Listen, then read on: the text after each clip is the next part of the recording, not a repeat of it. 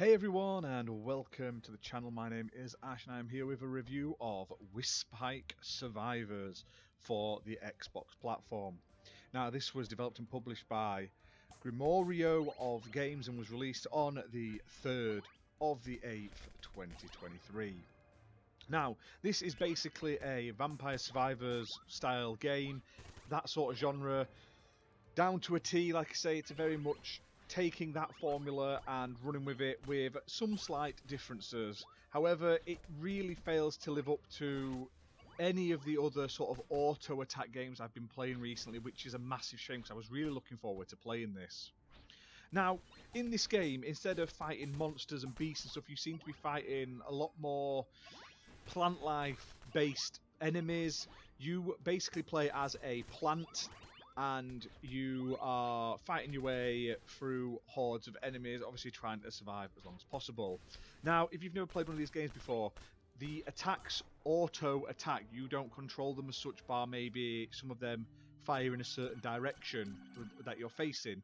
The rest of the time you've got to basically run around, collect XP by defeating enemies, and basically trying to stay alive. Now, when you collect enough XP, you'll level up and you'll get a choice of a selection of abilities. These can increase your stats or improve your abilities. Now, once you die, it's not the end of the world. You can respawn and start again. Now, this is one way this game sort of differs from the sort of mold, because this game has a small farming mode where you basically grow your characters. So you'll pick up seeds when you're playing, you plant them, and you can use manure to speed up their growth and stuff like that, which you pick up throughout your runs.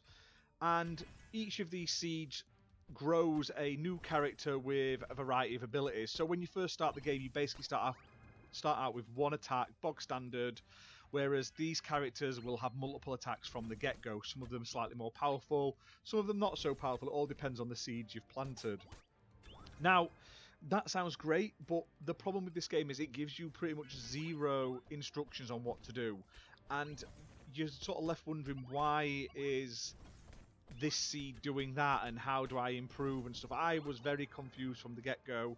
The gameplay itself is fine, however I feel like you are so underpowered to begin with and it just throws enemies on enemies on enemies at you, whereas in Vampire Survivors and other sort of auto attack games, even when you're low level you can do okay for a while until it really ramps up.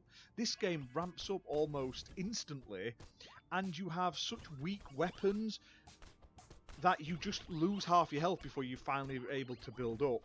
Now, that's not my only complaint.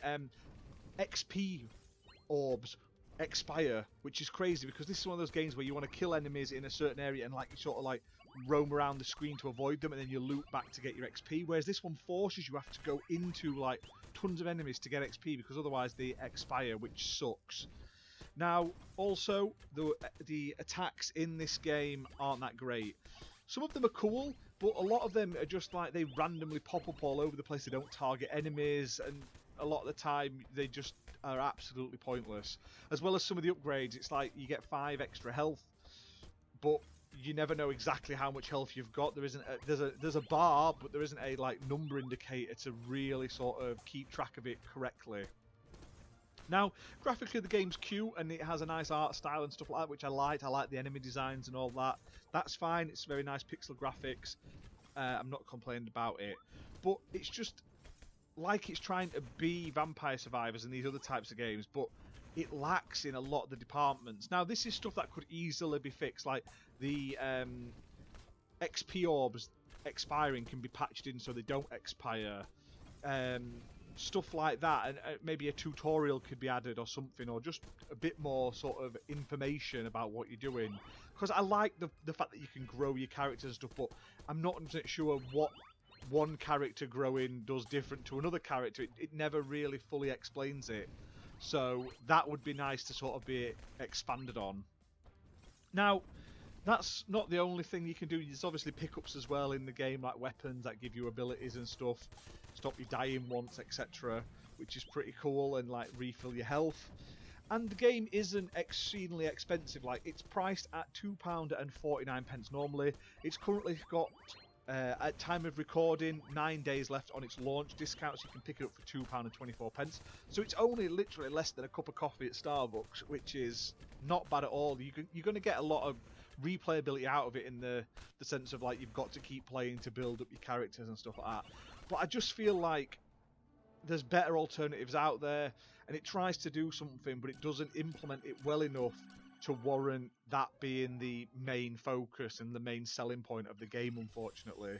And the unbalance of difficulty and amount of enemies to your abilities and weapons and stuff just isn't right, and it becomes more frustrating than fun, unfortunately. But that's it for this video, guys. Like I say, hit that like button, hit subscribe, leave a comment down below, let us know what you think of this game. Is it one you're going to pick up? Do you like these auto attack games? I've started to really enjoy them because they're just games that I can sit and put on for like half an hour to an hour at a time, play when I've got a little bit of free time, and not have to like really focus and give them all of my attention, and like having to focus on stories and stuff like that. So I'm looking to play more of them. If there's any more on Xbox, please let me know in the comments. Also PlayStation and Switch and PC as well, I will check them out, but I'm currently looking for more on Xbox to sort of scratch that Vampire Survivors itch that I've currently got. But until next time, guys, thanks for watching. We'll see you soon.